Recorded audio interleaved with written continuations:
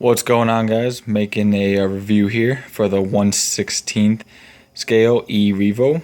This is going to be from a bashing standpoint, and I'm going to tell you off the bat, this is from a very hard bashing standpoint because this vehicle gets every bit of hell I can give it.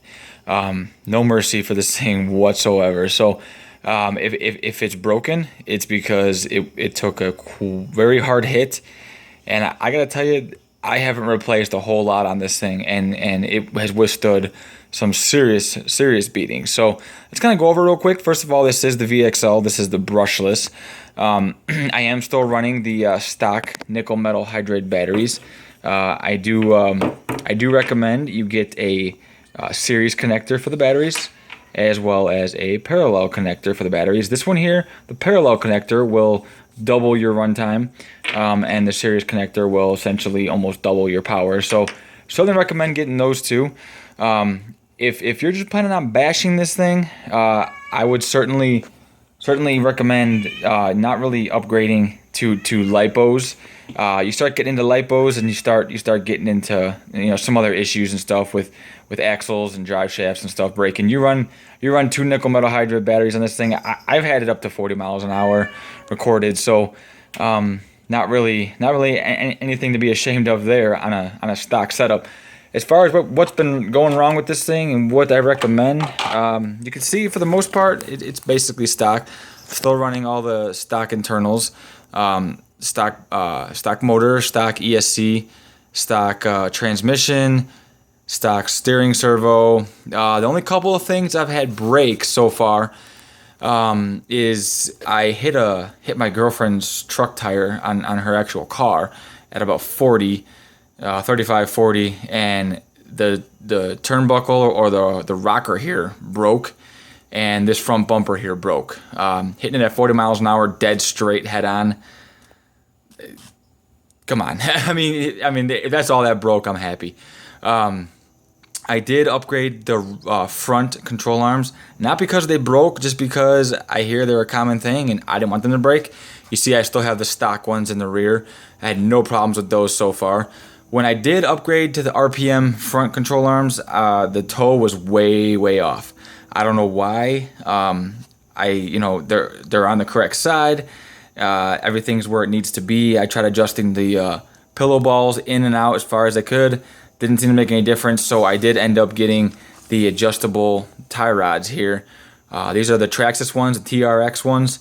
Not real happy with these. I've already had them pull out of the plastic, the metal shaft pull out of the plastic twice on me. But for the most part, they serve their purpose and certainly do what they're supposed to do. So no complaints there. Did upgrade the springs and shocks. Didn't have any issues with those. I just wanted a different color and a little bit thicker, harder spring rate. So these are I can't remember what brand they are. I'm pretty sure they're GPM. I do, if you look down the center, have the chassis brace here in the front, and I have the chassis brace in the rear here. I've yet to have a chassis break on me, and it could be because I have the braces installed. So those are by the Toys. They're a very good product, very easy to install. It takes 10 minutes, and you can certainly time yourself putting in chassis braces, or you can time yourself putting in a chassis, and we'll see which one takes a little bit longer. So I think the answer pretty much rules out pretty heavily to one side there. I do have the rear TRX tie rods in the rear just because they came as a set of 4, so I put them on in the rear. Otherwise, I haven't really done a whole lot to this thing. Haven't really needed to. Do have the aluminum knuckles in the front and the rear, as well as new bearings throughout. So I'm also in the process. Basically, anytime something breaks, I'm putting in the metal ball bushing, whatever you want to call those things. I mean, the little.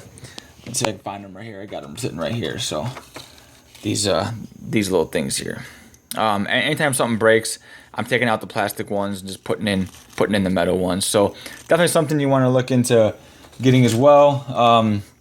As well as I do have a whole new bearing set, and as I'm kind of taking it apart and putting it together, I'm replacing all the bearings. These are kind of all the spare parts I have, different parts and whatnot. You know, you never know when you're gonna be out there in the field or something like that, and tie rod might break. And yeah, it'd be great to have the adjustable one on there, but it'd be even better to keep on running. So kind of keep the spare parts with you. Anything else? I guess I haven't really done much to this thing. Like I said, it's been awesome. I mean, seriously, guys. I mean, this thing has been through hell and back with me, and it's. I mean, still on the stock tires, still on the original rims. You know, original electronics all the way around. Everything's still stock on this thing. So that, I guess that's about it. If you have any questions or anything, certainly hit me up below. I will certainly respond back to your comments or questions, whatever you'd like. And then I guess anything else, let me know. Get out there and have some fun, guys.